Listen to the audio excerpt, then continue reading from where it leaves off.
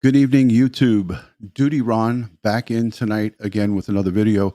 And tonight we're going to talk about the two missing boys, Orrin West and Orson West, better known as Sincere and Classic, reported missing on December 21st by their adoptive parents over in California City. If you're not subscribed to my channel, please hit the subscribe button, hit that notification bell so you will get all things DutyRon when I go live or when I upload another video. And tonight I want to just quickly chat it up with you guys because it's been a couple of days since I went live with you guys. A couple of things have happened. And first, I want to say thank you to all the Patreon supporters, the channel members, the people who support through positive interaction, being respectful and leaving respectful comments in the comment section down below and in the live chat. You guys, I got to say, are A1 on my list. The DutyRon community is fantastic. I have two updates for you tonight. Two things that I was able to bring forward for you guys. I mentioned on previous streams that I left a voicemail for the California City Police Chief, Jon Walker. And I did leave two. I left two messages. I know that he's a busy guy. And today I was able to get a call back. He actually called me on my cell phone. I was in my office. He called me and he said to me, "Ron, this is Chief Jon Walker. How are you?" And he apologized for taking 2 days to call me back. He said he's been up to his neck in alligators. And I said, "Chief, you got to find the plug and drain the swamp." And we had a good laugh to start off the conversation. But I got to say, from a professional standpoint, we had a great conversation. We talked about police, his career, my career, what I did, what he's done. He also knew Doug, the Los Angeles LAPD canine cop that I had come on a previous live. He knew Doug from the job because he was an LAPD officer.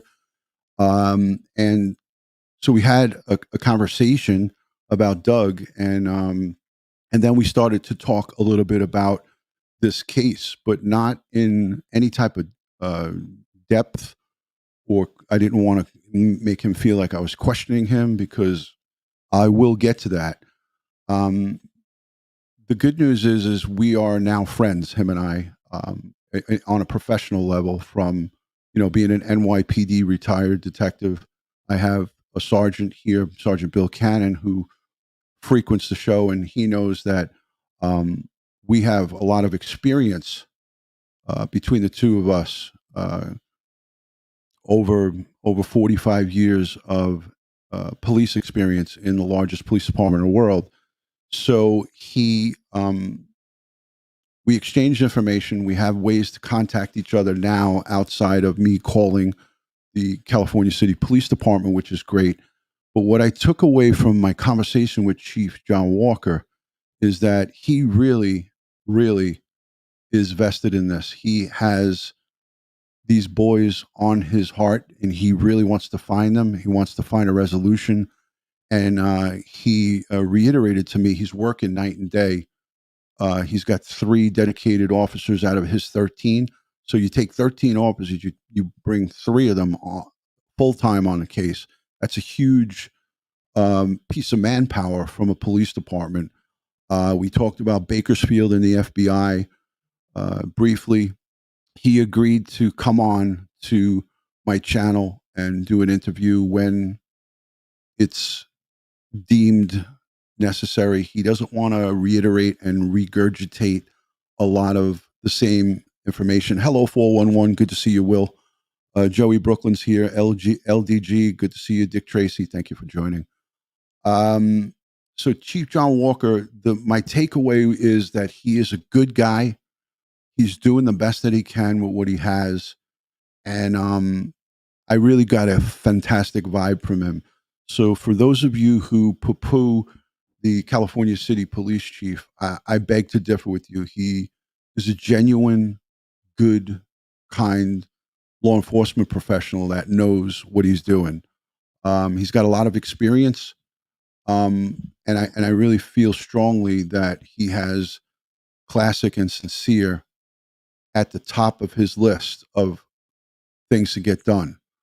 That being said, I'm looking forward to having him come on eventually to my channel, and he agreed to do that. And when I do that, folks, just remember, I'm going to have a list of questions to ask him. And the questions are going to be straightforward and police related. And I know what we can and can't answer. So I'm going to ask him questions. And I'm going to ask you guys to subscribe to my Twitter or any of my Instagram or Facebook or Twitter.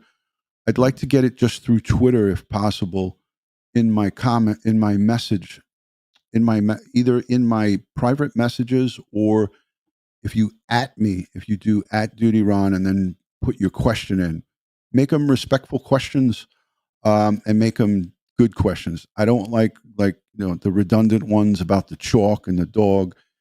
I want to keep it, this case related, and he may or may not be able to answer them, but I really feel in my mind that, without going into a whole thing here, I feel like the adoptive parents had very good motivation to report them missing. I feel like they felt that somebody was going to find those boys, whatever they did to them or whatever that was done to them.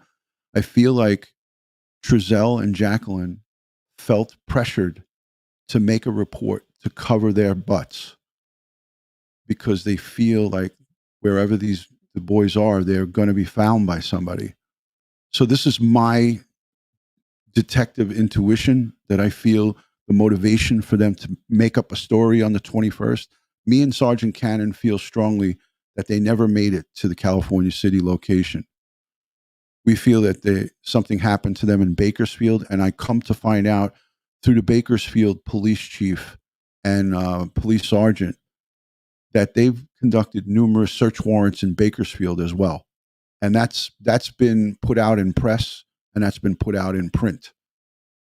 So Bakersfield, in addition to California City, there's been numerous, as they put, search warrants conducted at different locations. Now, that might mean their previous residents. That might mean their parents' locations, because I understand Jacqueline's parents live in Bakersfield, and so does Trezell, and so does the actual biological mom. Here's a news clip. I'll play this quick, and then I have a really special guest joining. This is from Wednesday, 27th. So I'm going to play this. Oscar's sleeping. Again, it's past Oscar's bedtime. So let me play this quick clip, and then I'm going to introduce my special guest. Let's get this rocking and rolling.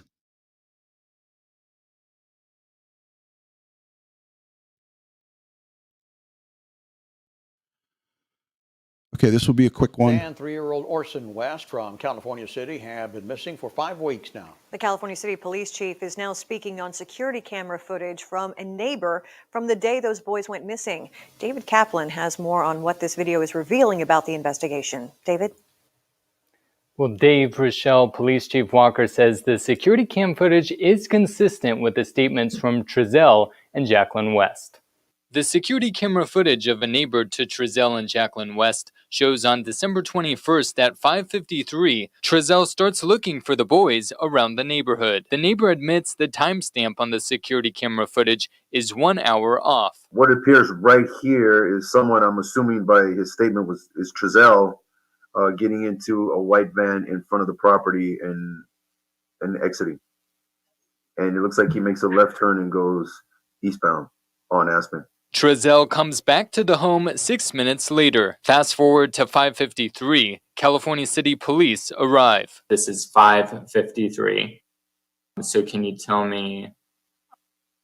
5:53 is consistent again. We received the call at 5:48, and we were on scene within 5 minutes.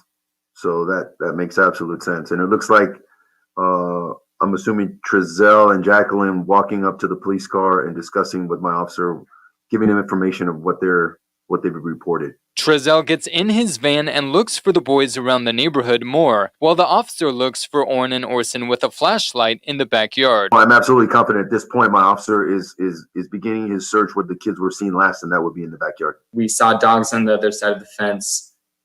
We did not see children on the other side of the fence. So not saying they weren't in the backyard, just from the security cam footage and the angle the camera was at, we could not see children through an outline or anything on the other side of the fence. Is that same with police? Yeah, that's a correct statement. I have also reviewed video from 2 days before the boys were reported missing. Coming up at 6, I'll show you why it could be a key piece of information in the boys' disappearance. In studio, David Kaplan, Eyewitness News. Okay, so 4-year-old Orin West and 3. let me just stop that. All right, so that gives you a little bit of an overview. That was just 24 hours ago that they reported that. You know, to some of you that might be old news, but I think it's important that some of our viewers from outside of the listening area to know, you know, that's what's being reported. Again, you know, Chief Walker is doing the best that he can to keep everybody informed. He's being as transparent as he can, with a very fine line he has to walk to keep and preserve this investigation. So understand that he is not able to give us what we want, because we want as much as we can get, right? You know, and it doesn't always work that way. Spivey, thank you so much for that super chat. Spivey says, thank you for reporting true facts. Thank you, Spivey, for the super chat. I appreciate it. All right, so joining me now is a special guest. She is from the community in California City. Her name is Jamie. She's a super, super sweetheart. She is a wonderful community member, and she's at all of these candlelight vigils and searches and things of that nature. Jamie, thank you so much for taking out time from your busy motherly duties. I appreciate you being here. Thank you for having me. It's a pleasure. Jamie, I can't help to call you out on this, but most of the news reports that I've seen here in New York, local on the ground, has like a little piece with you in it, which is awesome. I love that you are kind of not like the spokesperson, but you are sort of like someone who is taking pride in your community and really putting your heart into these boys. Like, you refer to them as our boys. You want to talk a little bit about that and what your motivation is for the West kids? Well, now I'm starting to get more in the news because I'm one of the few left out there. Before, I wasn't trying to be in there. Somebody has to do it. So I went out there the first night when they were reported missing, and I was out there till about 1 a.m. And then me and my husband went out again the next morning, and we stayed all day searching, staying at the house, seeing what was going on. And then when we came home that night, we talked to my daughter, who's 7, who knows what was going on. And she was actually adopted by us through foster care.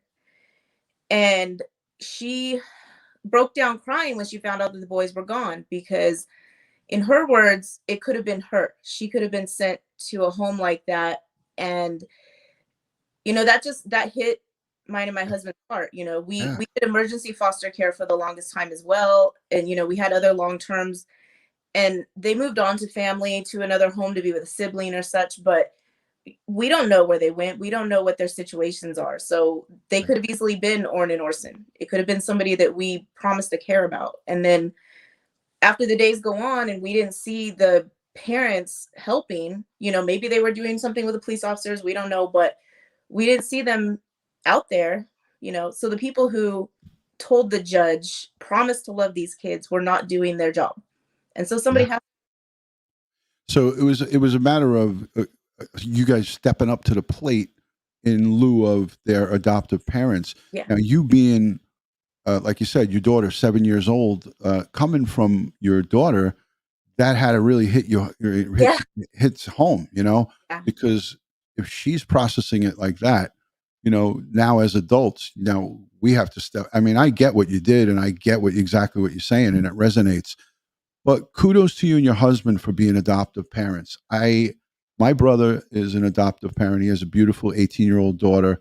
Um, you know, there's so many people out there that for whatever reasons they can't have children. It could be one side, both sides, whatever the case may be. But we have a daughter as well. But I'm just saying. Yeah. So there's many people who really want to be loving parents and can't be, or people like yourself that have your own, child of your own, and you still do this. And I don't want a bad message to be sent out. The West, Trezell and Jacqueline are not the majority; they're the minority when it comes to adoptive, loving parents. Most of them are out there wanting to do the right thing and bring up a child like their child of your own, right? And I hear conversations that are being put out in like these chat groups, and I hate Facebook, but Facebook has all these groups, and there's so much negativity and toxic.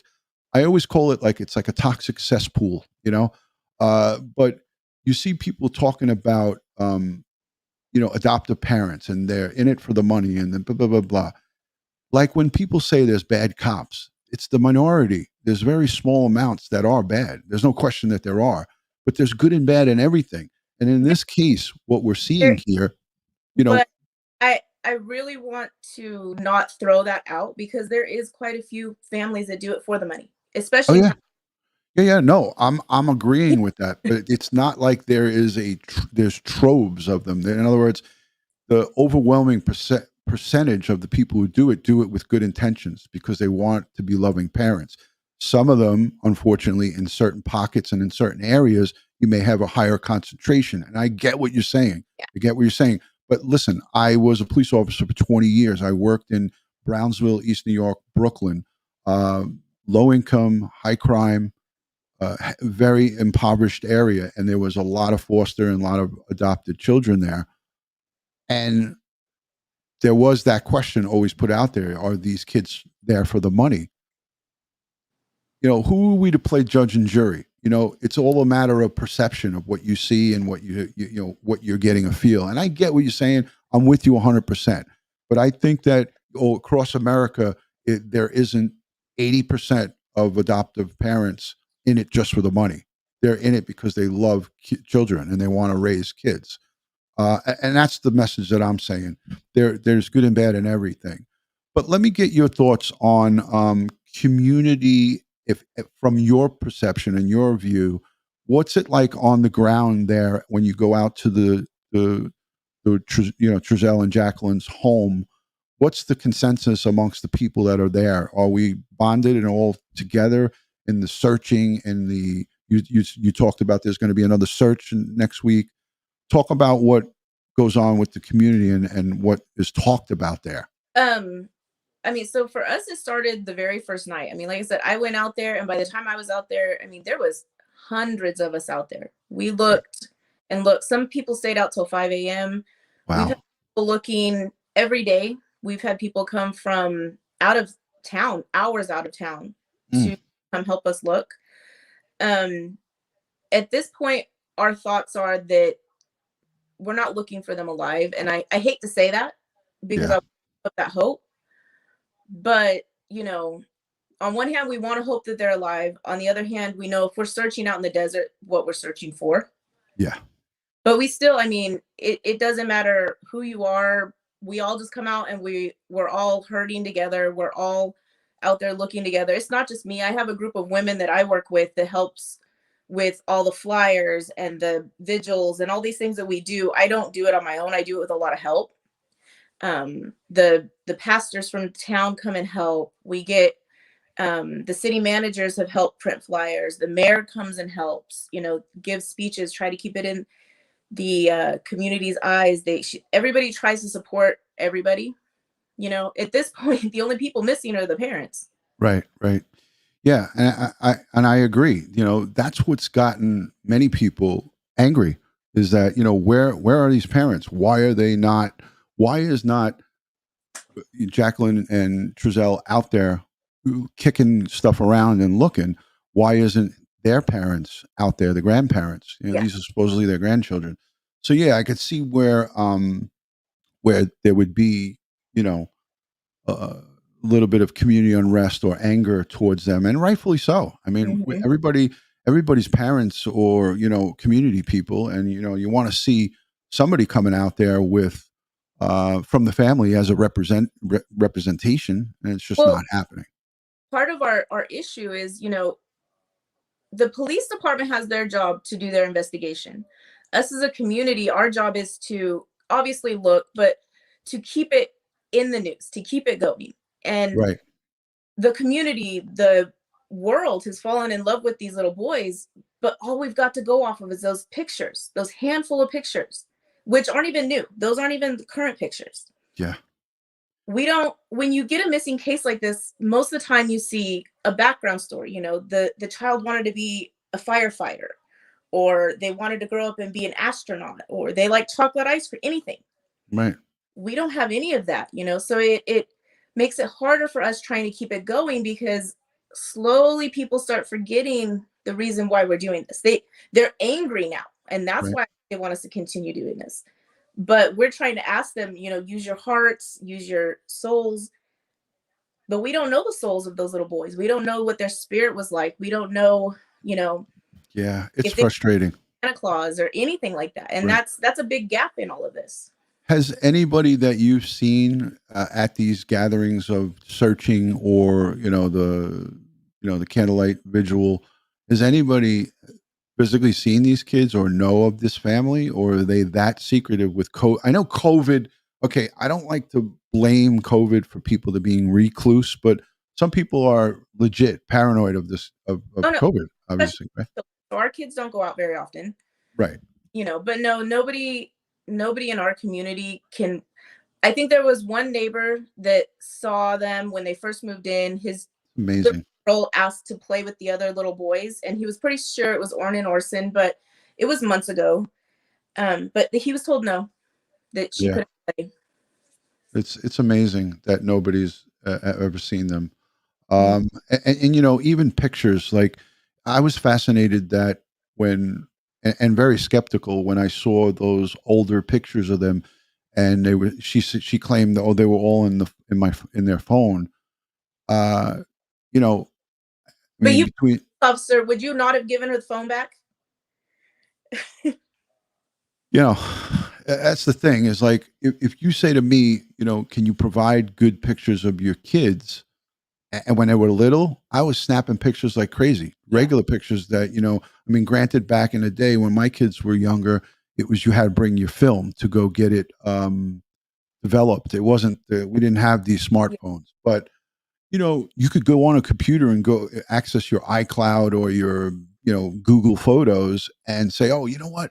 Hold on. I'll go to my mother's, and, since you took all my computers, I'll go, or before you take them, let me just quickly Yeah. pop out a couple of pictures for you. I The mean, whole Yeah, the whole thing is ridiculous. So, for me, the guilt is clear and evident. And my partner, Sergeant Bill Cannon, who's a retired homicide detective, he is, and I both have spoken about this. We feel that they never really touched foot in that house over in Cal City, where you guys are down there. yeah. I mean, we could be wrong, but I really feel that they never made it there, and that something happened to them. Whatever happened, what Well, happened in Bakersfield. so we have our group here in Cal City, and then we have Bakersfield that's about an hour and 20 minutes, hour and a half, depending on where you're going. They have people there doing their searches daily, and they're doing their flyers and keeping up. Right, I know my biological family has been taking part in a lot of stuff down there. They've come right, here a couple times, but it is a long drive, yeah, gas is expensive. There's a lot of things going on in people's lives. And, so we don't want to stop looking here, right. because what if we're wrong Whatever. about No, you're Bakersfield? right. You're right. You're right. I get it, Jamie, 100%. I'm just saying from my perspective and Yeah. if you have not post, the postman, the delivery guy, your garbage man, they interviewed all these people. Yeah. Your every neighbor. What's the chance of hiding two boys out of six and completely never seeing them? No, what's the And chance hiding 6. Nobody's seen any children. Oh, How did nobody see or hear 6 children? yeah. I have 2 children in my house, and I might have 2 or 3 children in their house, and I can hear Right. when they're over there playing Yeah. inside their house. Right, right. And you know, I remember too, when my boys were little, we have 2 front windows that face out the street. Susan King, thank you for that super chat. 2 windows that face out the front of the street. And I remember my wife always would be yelling at them, get off that windowsill. And my neighbors would be like waving to them. And, you know, of course it was under different times, you know, no COVID or anything like that. But COVID schmovid, you're on a windowsill or in a window. The kids are just curious. You know, how would you?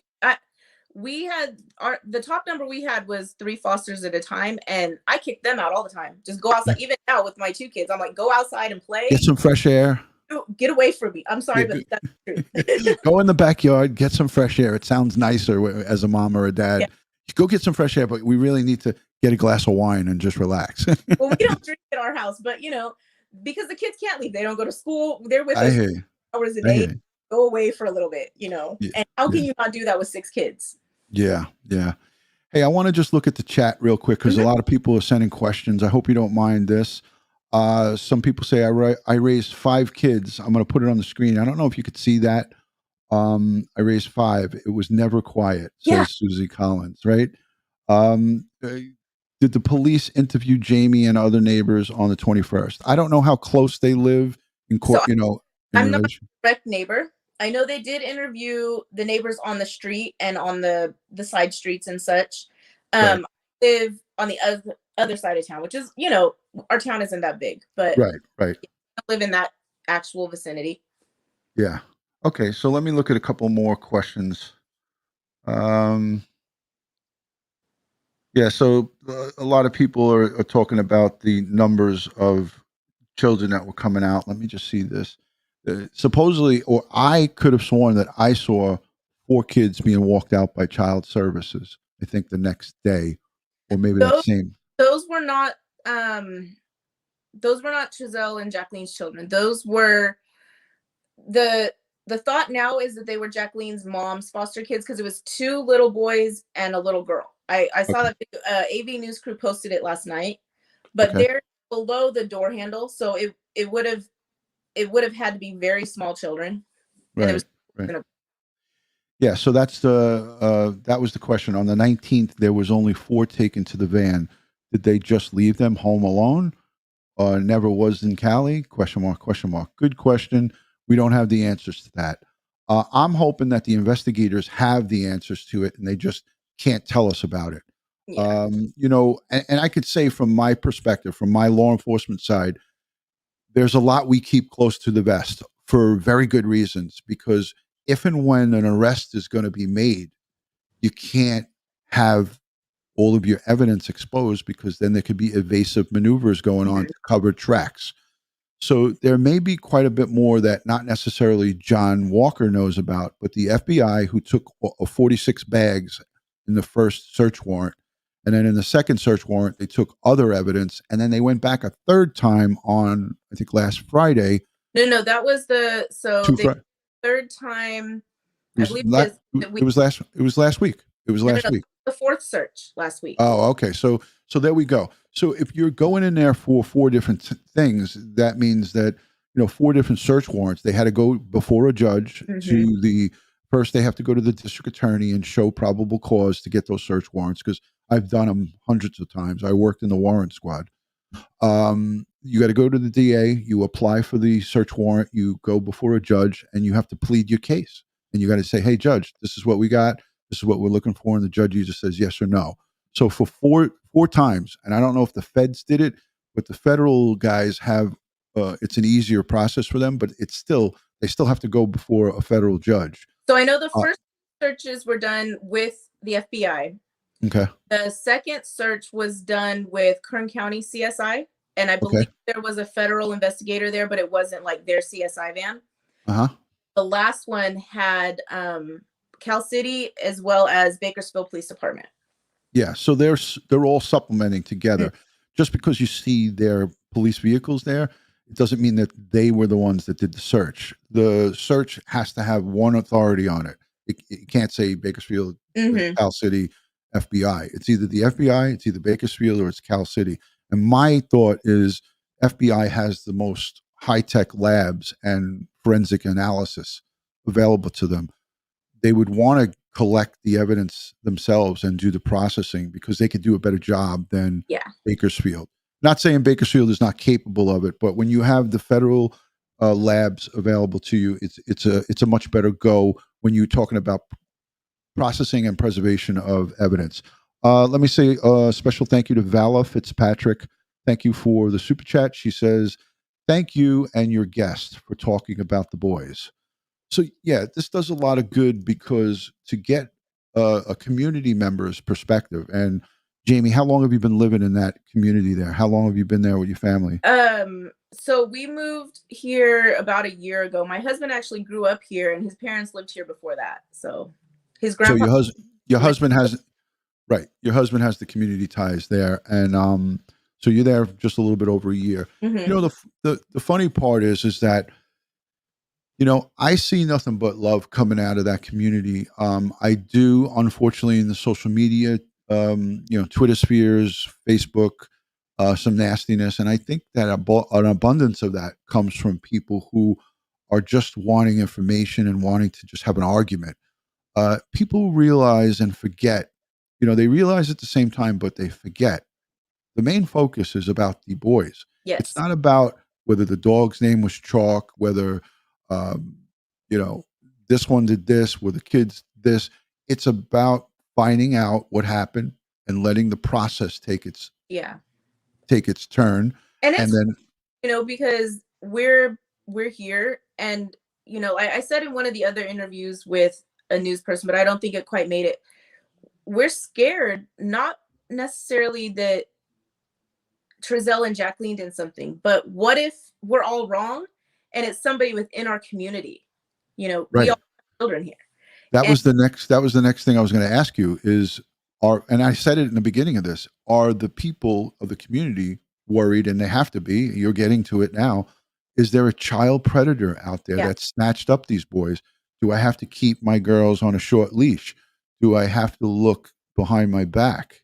And the answer is yes, because those bad people are all over the place. And as we saw from the pin maps, they're everywhere. Yeah, I think, and I don't want it to sound bad, but I think we're almost hoping that it was Trezell and Jacqueline that did something, because that would be an easy answer for the community.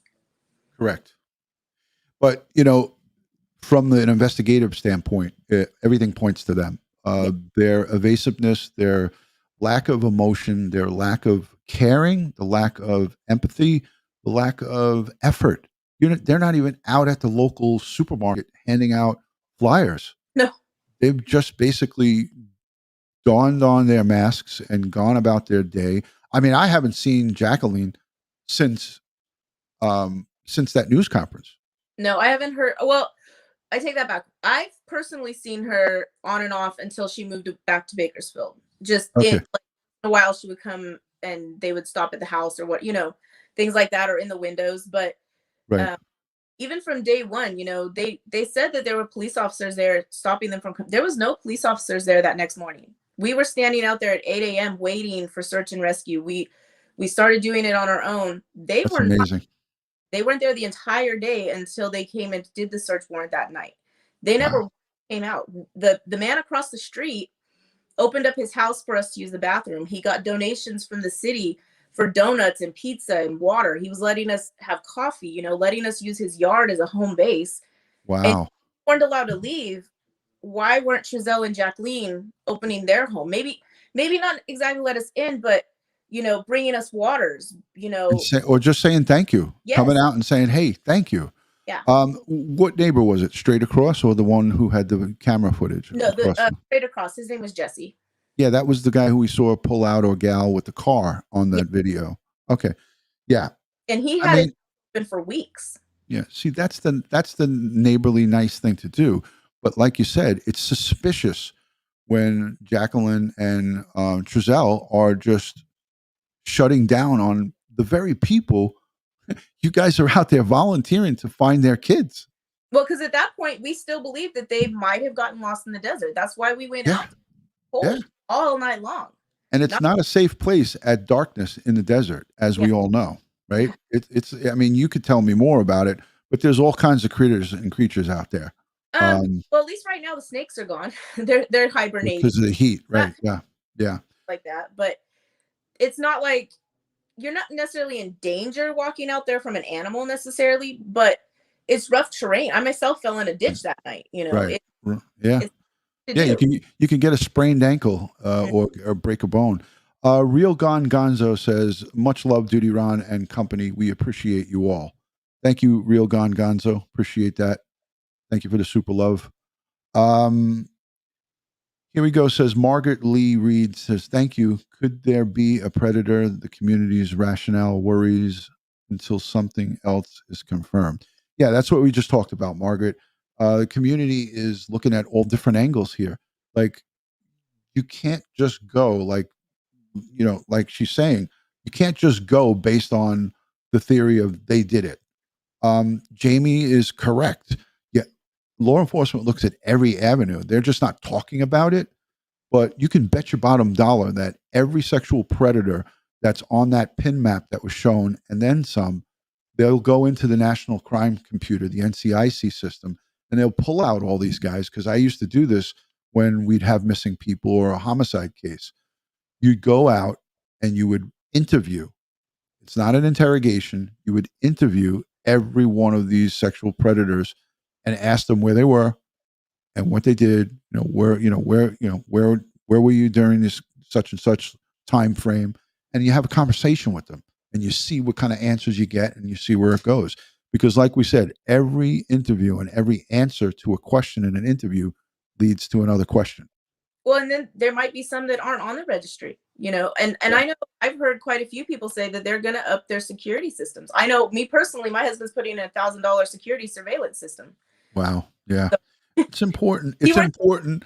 It's a little bit. Yeah. But in this day and age, unfortunately, that's where we're at. I have 12 cameras on the outside of my house. My wife calls me a nut when it comes to that. But you know what? I want every part of my grounds and my property covered. And that's what I got going on. Yeah. And it's unfortunate that's the day and age that we live in, because when I moved in here 26 years ago, that wasn't even a thought. That wasn't even part of my thought process. My boys. That's one of the other things, that the community has not seen these children is a big thing, because there are other children on that street. And we bought our home last May. So it wasn't long before they did. So we hadn't been in this neighborhood forever, but there's 10 kids in our neighborhood on our street. Right. How far are you from that location, like blockage wise or miles? Probably it's less than 5 miles. I mean, the city's not big, but it didn't take but a couple weeks before those other kids were knocking at our door, come play. Right. And our community looks out for each other. Even the people on our street that don't have kids, they'll come tell you, hey, your kid or your dog or whatever, they're out. You need to go, find them. Yeah. So I've always looked at, and I was fascinated in the beginning when I first started picking up this case and talking about it. I would look at the Google Earth, and then I would look at the terrain and the location there. And when you go to 1017 Aspen Avenue and you look at it, it's just, I'm going to share that with you guys real quick here. So when you look at this, I'm going to go full screen, so we're going to be off, Jamie. Mm-hmm. But you could still see it when I do this. So this is the overview of this location, and you could see, I'll pull out, it's scattered homes all around, and there's just a little bit of California City recreation area here. But really, I mean, I don't see major bodies of water in this area. It's a desert, so scattered homes. It looks like here's a large cluster over here to the east or west. Yeah, this is the east. So so on the Google, it looks scattered, but they're more of neighborhoods, and then you'll have like a few empty lots in between the next neighborhood kind of thing. Right. Because what happened was the builders wanted to make this a huge city. It didn't work. People didn't want to live out here in the middle of nowhere. And so every lot almost in the city that you're seeing is owned by somebody. It just hasn't had a house built. And just like how theirs has a lot on either side that's cleared, Yeah. our house, so that's not uncommon. Right. Yeah, I mean, these are two large size lots right next to it. It looked like they would have probably at some point built on them, but they didn't. This is the home straight and looking Yes. straight down. But if you look at the homes that border it in the back, there was that pool, and everyone asked, "Hey, does that house have a fence?" It looks like it's like a fence or a wall that separates them. So Yeah. there's no chance of the kids getting into that pool. But if you look at the back road, Proctor Boulevard, there's house after house after house. Whereas when you go into Aspen, it's just house, vacant lot, house, vacant lot, house. So it's not. I guess they must have stopped building there, or whatever the case may be. That's at the very edge of town. And so all the houses were kind of concentrated in one area and spanned out. We're actually starting to build more new homes in the area, but again, Yeah. it's just like in any place, it's based in one area and then they move to another area kind of thing. How large is this Central Park Lake at the California City Recreation spot? Is that like a big? It's more of like a pond. Yeah, it looks like there's like a body of land with the water around it. Is that like people swimming there and stuff like that? So it's really gross actually. When we did the last there with Bill Garcia, actually, we found a couple things right off the bank, and I went into the water up to my knees, and I had to put my clothes. It's so disgusting. Oh wow! Hey, could you talk a little bit about what you might know about what happened with Bill, or you would rather not talk about that? I don't know exactly what happened. I know he came down. He contacted me about a week and a half before he came down. And then I said, hey, if you want to come, I'll meet you just like I do everybody else. And we met up that day. He went and did a couple preliminary searches and such and decided, we needed to focus our things on the park that day. Something happened with an interview with that the chief put out, I think, and he just didn't feel maybe respected. And so, he said that he didn't want to be part of it, but he did come back down when he was called for a tip in Tehachapi. And so we went out that day, and that's when we found the bones on the Pacific Crest Trail, but those were coyote bones, come to find out. That's okay. A man from Tehachapi saw a black male and two children along the highway. Oh wow. He still stays in contact with me and asks about updates. He's not part of the case. He said he's not coming back on the case. He's got other things he's doing, but he still cares and he still asks, how things are going. What was your vibe on him? Did he seem genuine? He came from San Diego. I know that because I looked up his company. Where he's based, but he actually lives in Northern California. Oh, okay. Yeah, So because his company says San Diego. Yeah, his company, he started in San Diego and he still has a lot of his associates that are in Southern California, but he actually lives in Northern California now. I think he's a pretty nice man. I don't know specifically how, I guess, dedicated to this case or if he understood about this case before he came down. And maybe once he got down here, it was kind of like, oh, well, there's nothing really to go off of, I guess. I mean, honestly, he's not law enforcement, so he's not going to get all the clues. So he's going to get basically as much as we are, let's be honest. Right. He did talk about that he closed 150 out of 300 cases of missing persons. That's impressive. That's a 50% close rate. When I heard that, I was that sparked some interest to me because I said, if you have a 50% success rate, that's pretty darn good with missing persons. Yeah. He had that Tehachapi lead that was supposed to be a African American. He said Afro American in his interview, but an African American woman stated to him that they saw the boys on the 24th, which was Christmas Eve. At the Albertsons. Right, at the Albertsons, right. So That to me sounded like a promising lead, but when Chief Walker was asked about it, he didn't know anything about it. So I don't know what was going on there, nor do I care to go down that rabbit hole. But I felt, and this is just an outsider looking in, that any help with an investigator that has skills would be better than nothing. Oh no, yeah, and we welcomed him in. You know, he asked me to get a couple people together, so I did. Right. And you know, we want to do more and we want more help doing the searches because I mean everybody's seen the amount of land we've got. And right now it's just kind of picking an area, doing it, picking an area. Right. We've spread the word out to many of the riders, the dirt bike riders and the campers that come in. We Right. try to get them notified of what's going on because they're out here constantly and they can cover so much more land than we can. Right. Yeah. So, Jamie, here's some of the good stuff. L. Moser says, "Good job, Ron and Jamie. Thank you for doing this. I live in California City and have learned more from tonight than any other interview." That's impressive. All right. Well, I'm glad that we could be of help. People are saying, look in the water. There's talks about the lake. What are they waiting for? Jamie just said she was in up to her knees in that water, and it was pretty gross over We're there. not allowed to go in the middle of the water. It's not like when you go to some of these big parks. It wouldn't be like Central Park Lake where you are. You know what I mean? Let me put. Can we dispel some of these this bad rumors here? Donna Rufo, and it's not. I'm not picking on her, but I've read this comment like similar to these more than once. Mhm. Nobody wants to live out there. They picked this house for a reason. I've been there and it's creepy to drive through. You just feel unsafe. You're either off the grid or enjoying low cost living.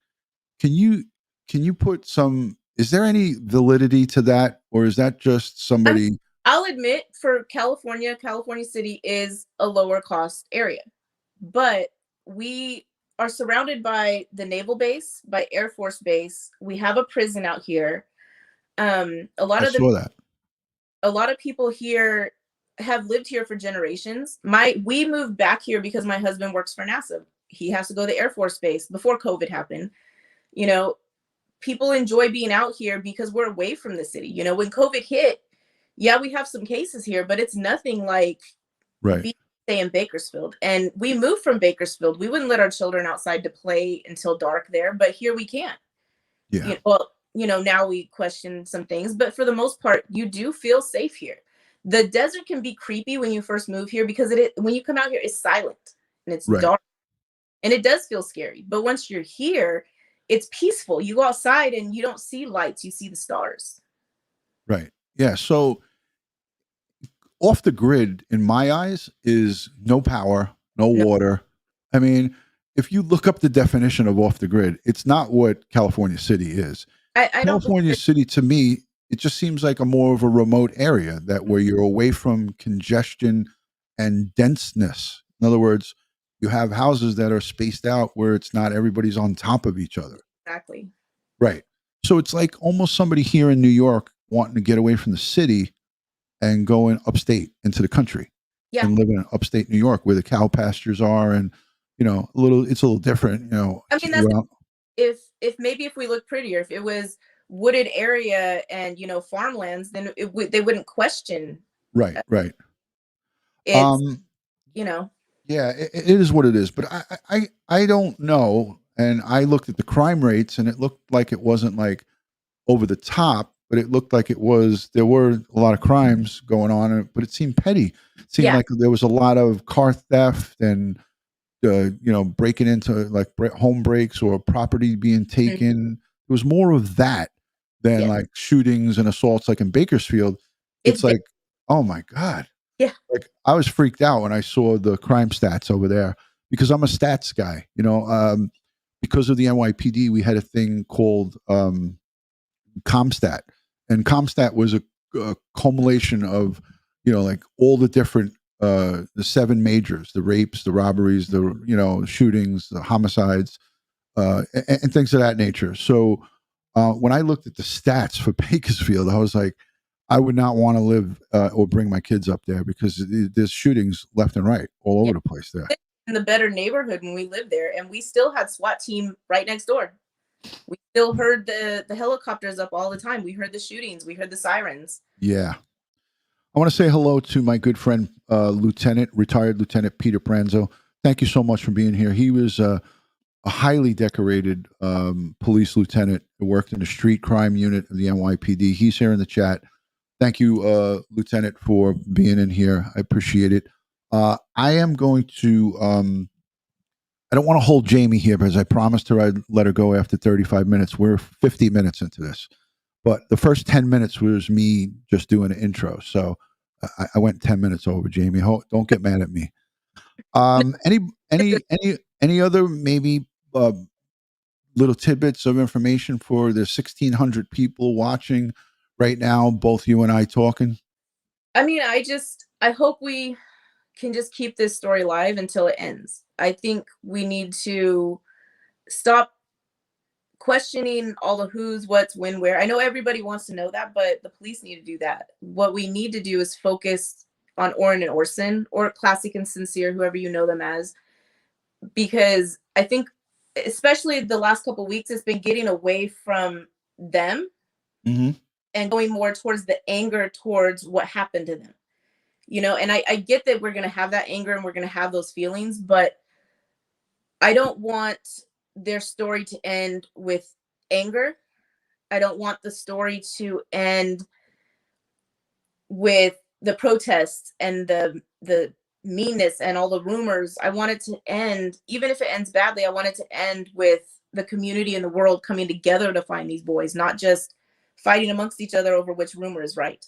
Right. And that's really, I mean, you bring up some really good points, because with divide, you don't have success. When people are trying to conquer and divide each other, you never get, you're never able to get to the full potential of what could happen through community help. You know, like the searches, you can't have people arguing. You can't have negativeness. I mean, granted, human nature is going to bring negativeness no matter what, but I get what you're saying. You want this to be about the pureness of a 3 and a 4-year-old that's missing, right?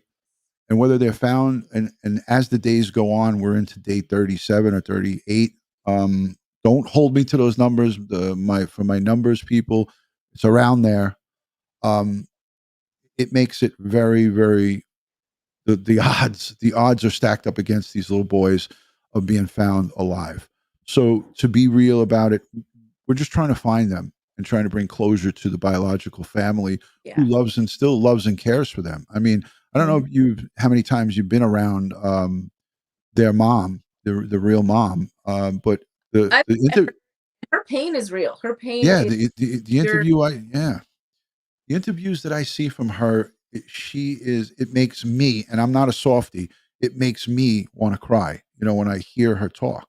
And, you know, I'm sure you've seen her in person, you know, talking, and, you know, it's honestly, she's so, you know, she did her interview with the news and all that, but any other time we've seen her, she's literally not even able to speak. Yeah. You can see her physically shaking, physically just torn apart. Yeah, she's distraught.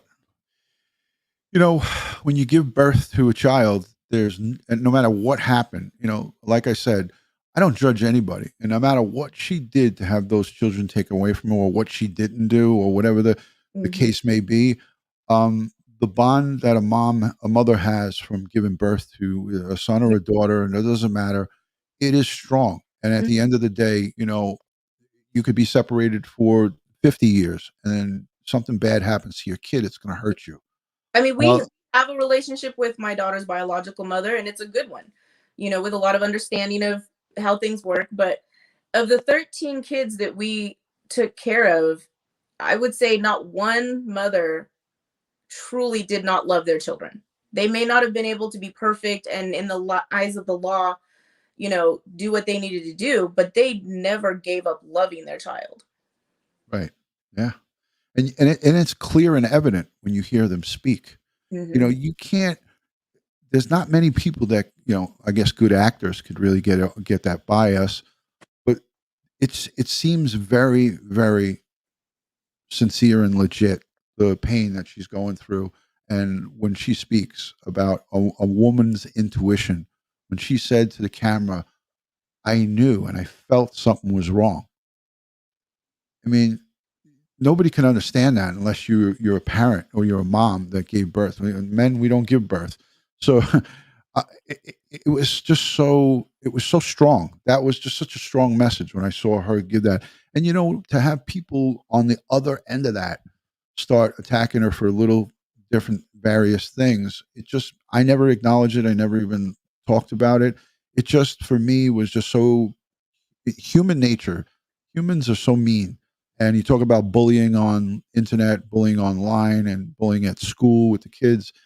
It's adults now bullying each other, and it's just so sad that when you have a thing like this, a situation that's so horrible, it's a parent's worst nightmare.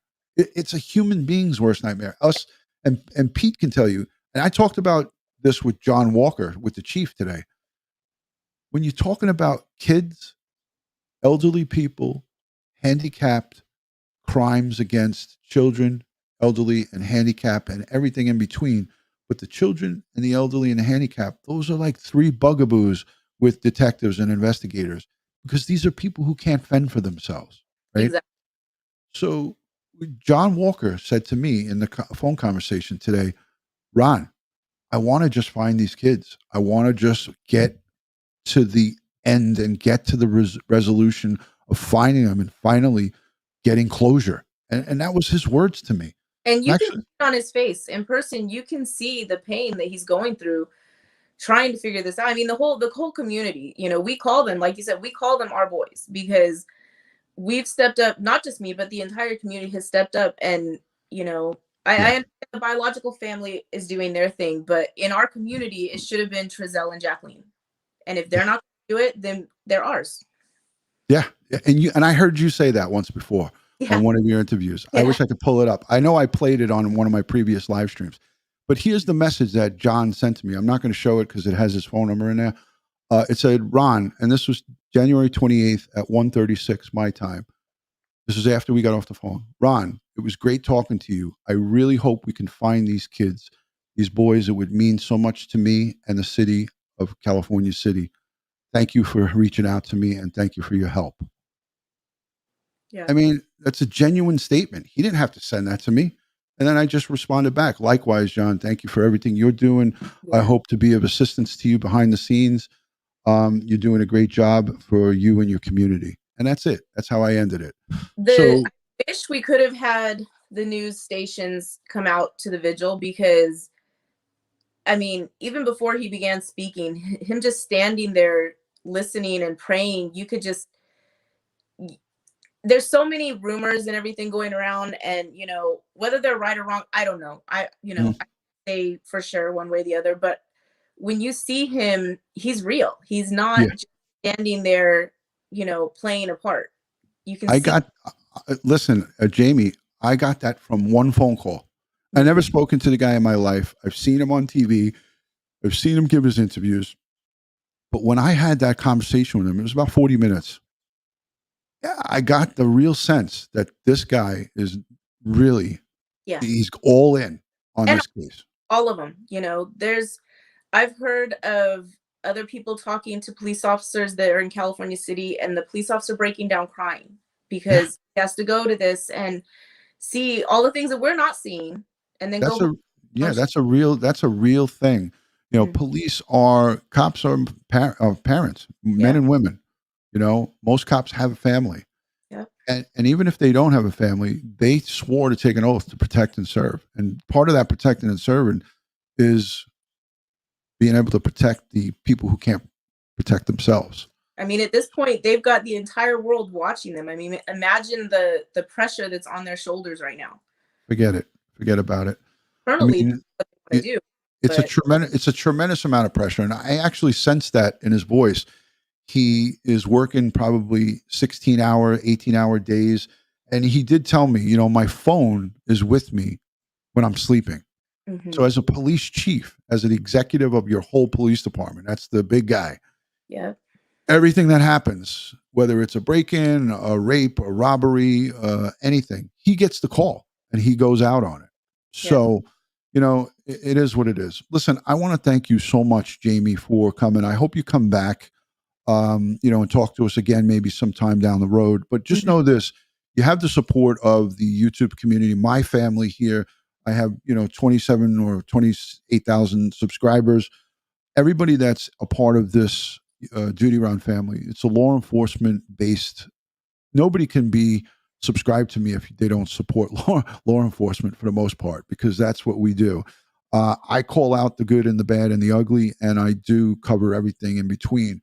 But I just want you to know, and your community to know, that anything of assistance wise where we can get a message out, I'm willing to do that, and I'm willing to keep in communication. And I thank you for actually reaching. After I sent you a message, you reached back out to me and you said, Ron, if anything, anything that I can share or exchange with you. So thank you for that. Your husband. Story out. I mean, Yeah. Honestly, all I can ask is that whoever's watching, tell the story to your neighbor or your friend. Tell one person, and it keeps it going. That's important. The more people who speak about it. And don't forget, folks, anybody that's watching this replay, there is a $100,000 reward for the answers, the information that leads to these boys being brought home. So no questions asked. There's a $100,000 reward. I think the city council put up 25, and there's a bunch of other people, businesses put up some money, the family put up some money, some church put up 10,000. It doesn't matter who did it. It's just there. So if you know or see or say have any information, little or small, please call. I will link the anonymous tip line and the regular tip lines. Call those tips in. It's about these little boys, 3 and 4 years old, sincere and classic, Orrin and Orson, however you refer to them. Please do your civic duty and make that call. And don't think they're just here either. Don't think that they're just in Kern County. We don't know where they are. They could be anywhere. Yeah, it could be in Houston. They could be in Miami. They could be in New York. If you see anybody that looks like them, call it in. Do it for the boys. Everyone asks, and there's signs hanging up in California City. Where are the boys? Right? They're all over the place. How many of those signs are up about? So before the wind, I know there was at least 10, probably going all the way to Tehachapi. I've seen people now putting it on the back of their cars. Wow. It's everywhere. Unbelievable. Yeah. So before you know it, there'll be bumper stickers and people will be putting that stuff all over the place. But it's great. It's great. So I want to say, as I end all the time, and I'll end it with both of us, God bless the world. God bless the United States of America. And most importantly, each and every one of us here in this chat. God bless us all. But also all the crime victims and these 2 boys who are missing, and every missing person that's out there. Over 100,000 people a year go missing and are never resolved. So 600,000 get reported, but there's over close to 100,000 that don't get resolved. So it's important that we put them in our prayers and our thoughts. And please keep this message out there. Share this video, like and subscribe, and I will see you on the next one. Again, thank you, Jamie from California City. God bless you guys, and I'll talk to you soon. Jamie, hang out for a second because I want to talk to you after this. Peace and love from New York City and California.